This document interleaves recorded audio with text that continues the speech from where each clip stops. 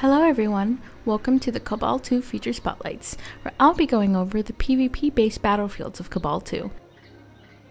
Starting off is Forgotten Desert Temple, an 18 vs 18 player map, located in Desert Fort. You need to be at least level 28 to begin queuing up, and is intended for the larger scale PvP battles. Here, you can see the layout of the battlefield, where any corner you turn can potentially have an enemy ambush lying in wait. You have merchants located in each base that offers potions and first aid kits to help you out in the battlefield.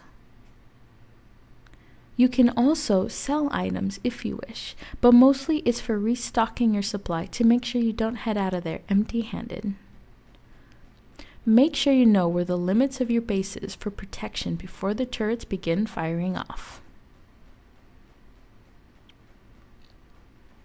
You can click on the war record to see your teammates' and enemies' names, along with the score, your kills, and your war level.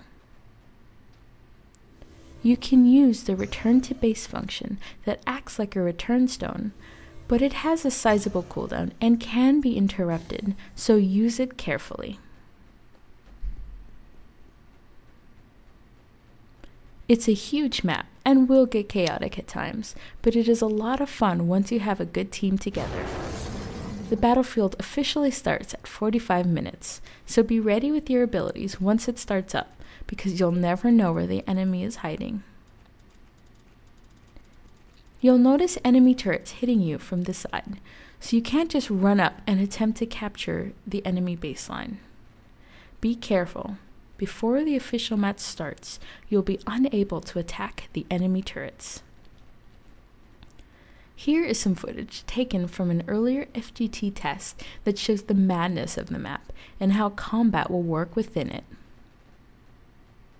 Your goal is to get your NPC allies to the enemy base, where you will attack the opposing commander and eventually destroy their base. You take up the roles of either the Desert Fort soldiers or the Scorpion rebels during this battlefield. Your opposing enemies will also take sides, leaving only destruction to be made throughout the map. Once the battlefield starts, you are timed in getting to the enemy base and destroying it.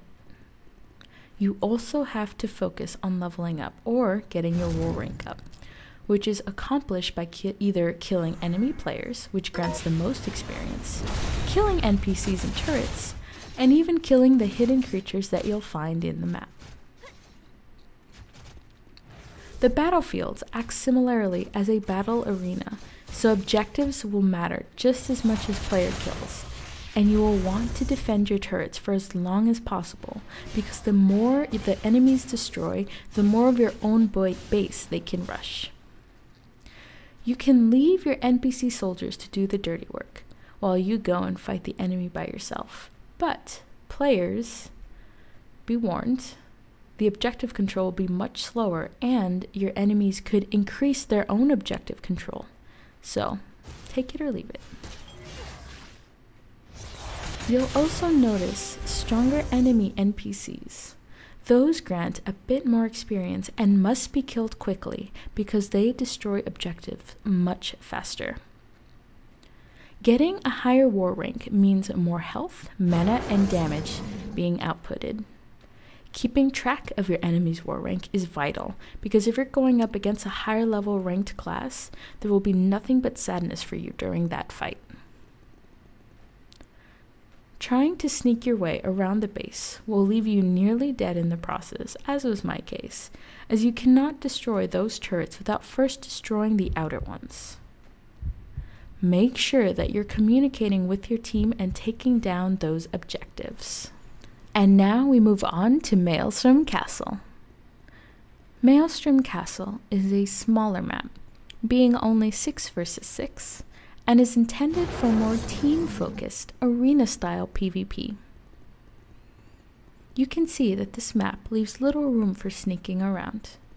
Any combat will be pinpointed on the map, be it yours or your enemies, and the layout will almost certainly force players into interaction. The goal of the map remains the same: Get to your opponent's base and destroy their Guardian Stone before they can destroy yours. This map is also shorter in length time-wise, but will probably feature more close quarters combat.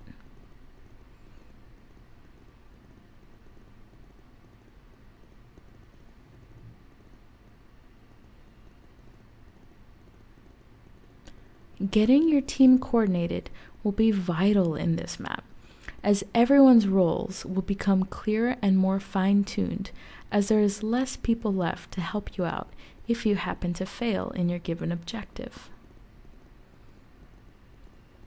If you find yourself trapped in a room as the doors close, you can attack the NPCs hidden in the rooms to gain war levels on your opponents, but chances are they will attempt to do the same. These creatures are much more difficult to beat than the ones located in the Forgotten Desert Temple battlefield, but will grant more experience per kill.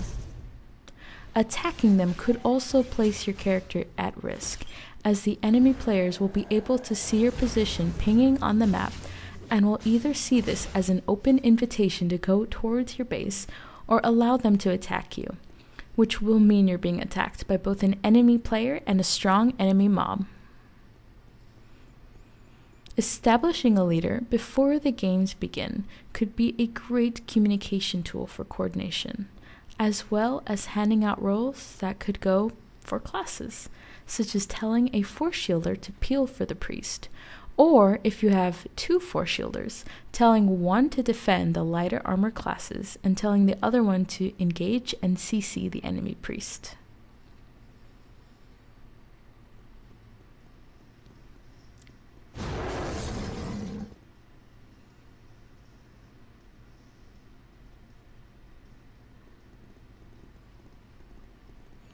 The doors will close and open during a set time, giving some breathing room for your enemies if you're knocking on their door, but will make waiting hard for those who are attempting to siege.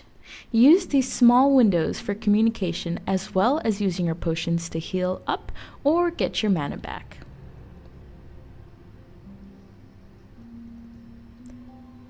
Once you reach your objective, there will be a turret defending the enemy's spawn point to prevent players from being killed repeatedly inside of their own base. Kill the enemy Guardian Stone to win the map and get some honor. And that's it for the feature spotlights. I am GM ICEE, and thank you all for watching this series. I hope to see you all during my streams. Bye everyone!